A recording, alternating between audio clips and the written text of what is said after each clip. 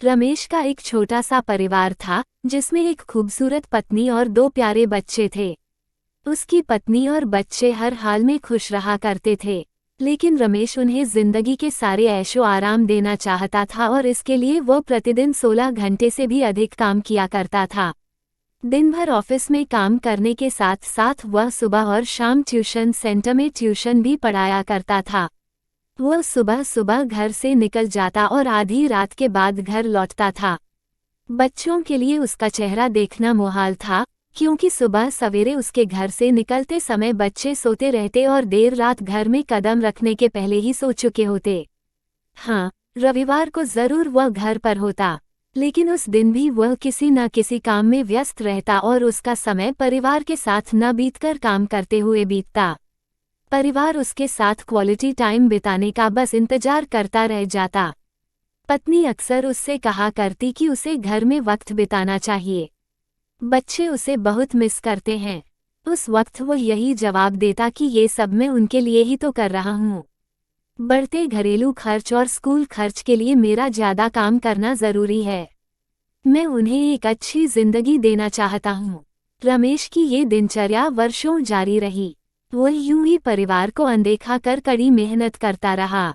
इसका प्रतिफल भी उसे मिला। उसे पदोन्नति प्राप्त हुई, आकर्षक वेतन मिलने लगा। परिवार अब बड़े घर में रहने लगा। खाने पीने और अन्य सुविधाओं की उन्हें कोई कमी न रह गई। लेकिन रमेश का यूं ही काम करना जारी रहा।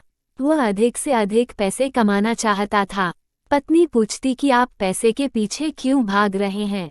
हमारे पास जो है हम उसमें खुश रह सकते हैं। तो उसका जवाब होता कि मैं तुम्हें और बच्चों को दुनिया जहां की खुशियां देना चाहता हूँ। बस कुछ साल और मुझे मेहनत करने दो। पत्नी चुप हो जाती। 2 साल और बीते। इन 2 सालों में रमेश बमुश्किल अपने परिवार के साथ समय बिता पाया। बच्चे अपने पिता को देखने, उससे बातें करने तरस गए। इस बीच एक दिन रमेश की किस्मत खुल गई।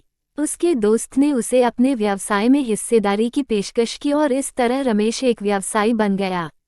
व्यवसाय अच्छा निकला और रमेश को पैसे की कोई कमी नहीं रह गई थी। उसका परिवार अब शहर के सबसे अमीर परिवारों में से एक था। उनके पास सभी सुख सुविधाएं और विलासिता थी, लेकिन अपने बच्चों से मिलने का समय उसके पास अब भी नहीं था। अब तो वह बमुश्किल घर पर रह पाता। उसका अधिकांश समय घर से दूर बिजनेस टूर में बीतता। साल गुजरने के साथ उसके बच्चे बड़े हो गए। अब वे किशोरावस्था में पहुंच गए थे। रमेश ने भी इन सालों में इतना पैसा कमा लिया था कि उसकी अगली 5 पीढ़ियां शानदार जीवन जी सकती थी। एक दिन रमेश के परिवार ने छुट्टी बिताने समुद्र तट स्थित अपने घर जाने की योजना बनाई। बेटी ने उससे पूछा, पापा, क्या आप एक दिन हमारे साथ बिताएंगे? रमेश ने जवाब दिया, हाँ जरूर। कल तुम लोग जाओ, मैं कुछ काम निपटाकर 2 दिन में वहां पहुंचता हूँ। उसके बाद का मेरा पूरा समय तुम लोगों का है। पूरा परिवार बहुत खुश हो गया। वे समुद्र तट स्थित अपने घर पर चले गए। 2 दिन बाद रमेश वहां पहुंचा, लेकिन उस दिन उसके साथ समय बिताने कोई नहीं था। दुर्भाग्य से वे सभी उस दिन सुबह आई सुनामी में बह गए थे। रमेश अपनी पत्नी और बच्चों को कभी नहीं देख सकता था।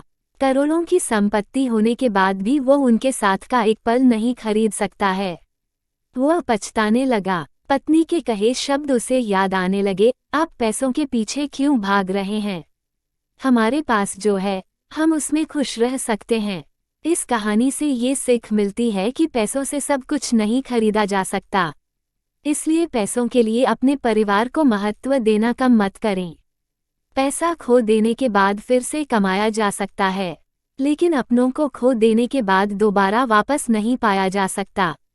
मित्रों, कहानी अगर अच्छी लगी हो तो लाइक शेयर जरूर करें, साथ में एक प्यारा सा कमेंट भी। चैनल को सब्सक्राइब जरूर कर दीजिएगा। मिलती हूँ अगली कहानी में, तब तक के लिए शुभ विदा।